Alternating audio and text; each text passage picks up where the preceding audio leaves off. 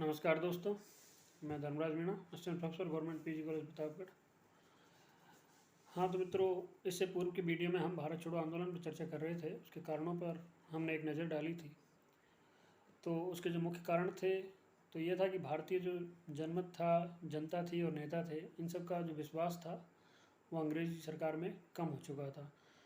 क्यों कि जब हम भारत छोड़ो आंदोलन की बात करेंगे तो 1942 का जो मूवमेंट है उसके पीछे की पृष्ठभूमि के जो कारण हैं उनमें कहीं पहले के कारण भी छिपे हुए थे। जैसा कि हम देखते हैं कि प्रथम विश्व युद्ध में भारतीयों ने अंग्रेज़ों का दिल से सहयोग किया था, लेकिन उसके बाद में भारतीयों को मिला क्या? रॉलेट एक्ट मिला और फिर वही दमन मिला, जलियांवाला बाग हत्याकांड उस पीरियड से पहले की घटना है।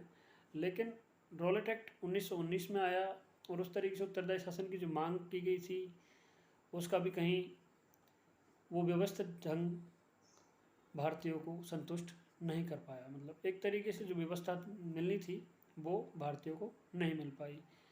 और इसी असंतुष्टता के चलते जब 1942 का जो भारत छोड़ो आंदोलन आएगा तो वो अविश्वास करने के लिए भारतीय जनमत के पास एक आधार होगा कि इन लोगों ने जिस तरीके से प्रथम विश्व युद्ध में हमको वर्गलाया था, द्वितीय विश्व युद्ध में भी वही करेंगे। भारत और जो कांग्रेसी मंत्रिमंडल थे उनसे विदाउट परमिशन लेके युद्ध में सेना को झकझोर दिया, भारतीय जनमत को उपेक्षित किया। आर्थिक कठिनाइयाँ चली रही थी, जो महंगाई है, कालाबाजारी थी, वो बढ़ चुकी थी।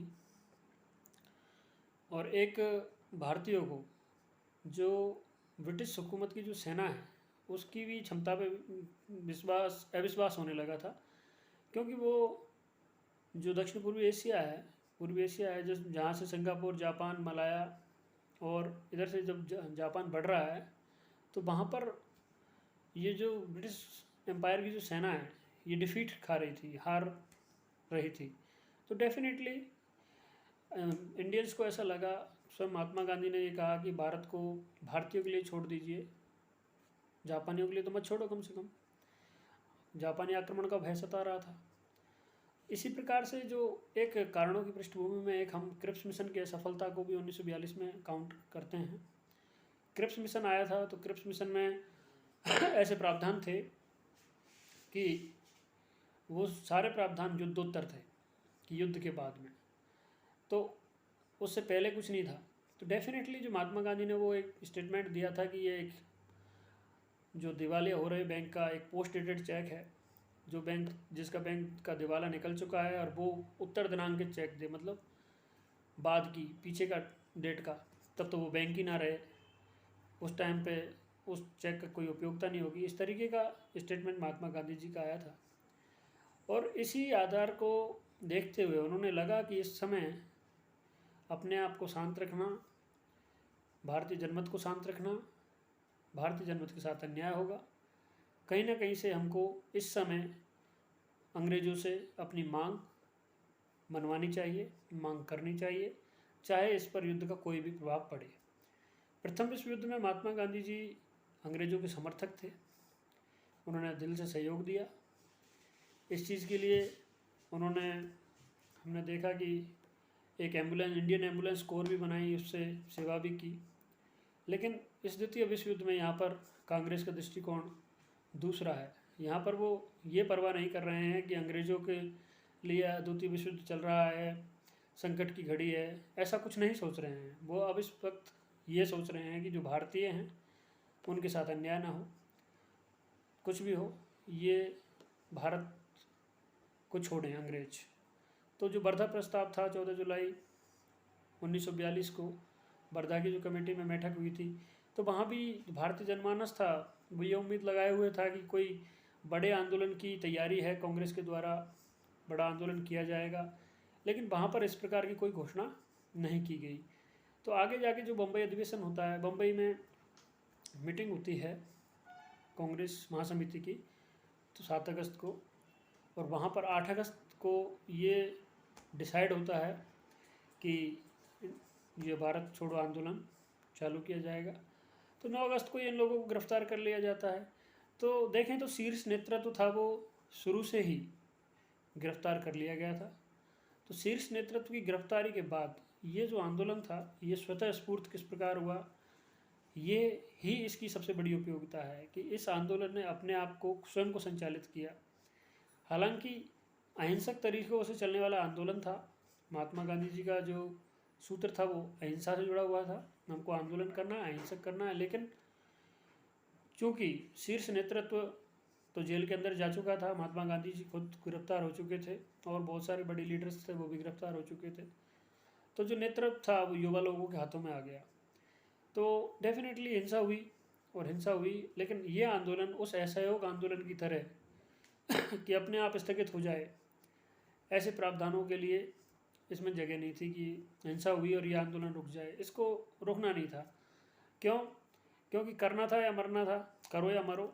इसका मतलब ये था कि आंदोलन जारी रहना चाहिए, चाहे हम लोग जेलों के अंदर चले जाएं, शीर्ष नेतृत्व है, नेता हैं, तो उसके बाद विद्यार्थी, नवयुवक, महिलाएं, जो भी हो, जहाँ भी हो, जैसे भी आंदोलन का नेतृत्व करें, तो पूरी तरीके से एक तरीके से नॉन कोऑपरेशन करना दिया जाए, सरकारी संस्थाओं का बहिष्कार किया जाए, हड़तालें की जाएं, जुलूस निकाले जाएं, धरना दिया जाए, विदेशी वस्त्रों की होली जलाई जाए, स्वदेशी को अपनाया जाए। इस प्रकार के जो सारे जो रचनात्मक कार्य थे वो इस आंदोलन में अपनाए जा रहे थे। गाँवों तक मूवमेंट की पहुँच थी और एक तरीके से देशव्यापी आंदोलन था।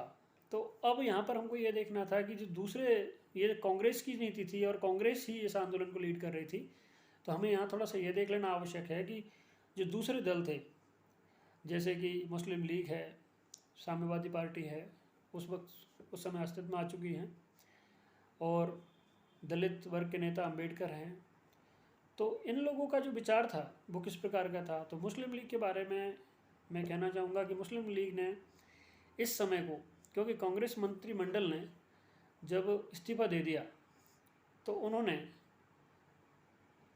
इस समय को उपयुक्त माना और उन्होंने ब्रिटिश का साथ दिया, और उन्होंने जो अपनी पाकिस्तान निर्माण की जो बात है उस बात को बढ़ाने के लिए इस समय को उपयुक्त मानते हुए मुस्लिम बहुल इलाकों में मुस्लिम लीग ने अपना जनमत बढ़ाया। क्योंकि कांग्रेस के जितने भी लीडर्स थे, राष्ट्रवादी मुसलमान लीडर भी थे, तो वो सब जेलों के अंदर थे। तो डेफिनेटली मुस्लिम लीग इस मौके को भुना रही थी और उसने ब्रिटिश का साथ दिया, तो वो एंटी कांग्रेस हो गई। इसी तरीके से साम्यवादी जो पार्टी थी उसने पहले तो इस युद्ध को साम्राज्यवादी करार दिया, द्वितीय विश्व युद्ध को, लेकिन बाद में जब जर्मनी मतलब हिटलर ने रूस पर अटैक कर दिया तो फिर उन्होंने कहा नहीं नहीं, ये तो जनता का युद्ध है। एक तरीके से वो ब्रिटिश के खेमे में चले गए।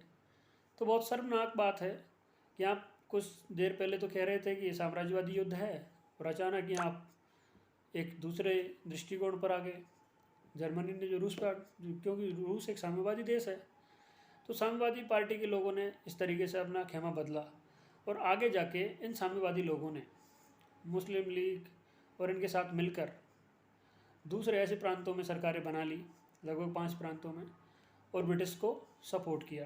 तो डेफिनेटली कहीं ना कहीं भारतीय जनमत के बीच में साम्यवादियों की जो छवि उस समय नकारात्मक हुई वो काफ़ी हद तक गहरी हो गई, और एक तरीके से जो राष्ट्रीयता की लहर थी या फिर देश प्रेम था, वो बहुत सारी चीज़ें थी, उस जुड़ाव से ये लोग अपने आप अलग से हो गए, अलग थलग पड़ गए। तो डेफिनेटली साम्यवादियों का उस टाइम इस तरीके का व्यवहार काफ़ी शर्मनाक रहा। इसी प्रकार हिंदू महासभा, शुरू में तो उनका नकारात्मक रवैया रहा कि नहीं, हिंदुओं को इसमें पार्टिसिपेट नहीं करना है, लेकिन बाद में वो रवैया बदला धीरे धीरे और लास्ट में उन्होंने इसमें हिस्सेदारी के लिए अलाउ किया। दलित वर्ग के नेता डॉक्टर अंबेडकर, तो वो इस आंदोलन से सरोकार नहीं रखते थे। उन्होंने मतलब क्विट इंडिया मूवमेंट को सपोर्ट, एक तरीके से कांग्रेस को सपोर्ट नहीं किया था कि कांग्रेस का ही तो था, लीडिंग पार्टी कांग्रेस थी और कांग्रेस का ही नेतृत्व था। लेकिन ये आंदोलन एक सिरे से बाहर हो चुका था कि कांग्रेस का ही आंदोलन कहना पर्याप्त नहीं है। ये भारतीय जनमानस का वो आंदोलन था जो एक उस उभरती हुई चेतना और उभरती हुई जो आज़ादी की लौ थी उसके लिए जनमत जो खड़ा हो रहा था वो स्वतः स्फूर्त हो रहा था। तो ऐसे बहुत सारी चीज़ें हैं, लेकिन डॉक्टर अम्बेडकर साहब का यहाँ रवैया नकारात्मक रहा। इसी तरीके से और भी थे, लेकिन ये मुख्य मुख्य लोग हैं। तो इस प्रकार हमने देखा कि ये भारतीय जो क्विट इंडिया मूवमेंट था, इंडियन नेशनल मूवमेंट का, उसमें हमने एक कारणों की पृष्ठभूमि को थोड़ा समझने की कोशिश की है, पिछले वीडियो में भी और इस वीडियो में भी। तो इसमें हमको ये साफ कर लेना चाहिए कि भारतीय जनमानस की उभरती हुई चेतना, भारतीयों का जो आंदोलन कर रहे थे, जिस तरीके से कांग्रेस ने व्यक्तिगत सत्याग्रह किया था अक्टूबर 1940 में, तो उसकी विफलता और उसके द्वारा अंग्रेज़ों के द्वारा मांगों को नहीं माना जाना, अंग्रेज़ों का हर बार तिरस्कार भरा रवैया कहीं ना कहीं से कांग्रेस को अखर रहा था। तो इसी तरीके से बहुत सारी चीज़ें थी। दूसरा, आर्थिक कठिनाइयाँ, बर्मा में जो भारतीयों के साथ और अंग्रेज़ों के साथ पक्षपातपूर्ण व्यवहार किया गया शरणार्थियों को लाने में, तो वो भी एक इस चीज़ का एक कारण बनता है।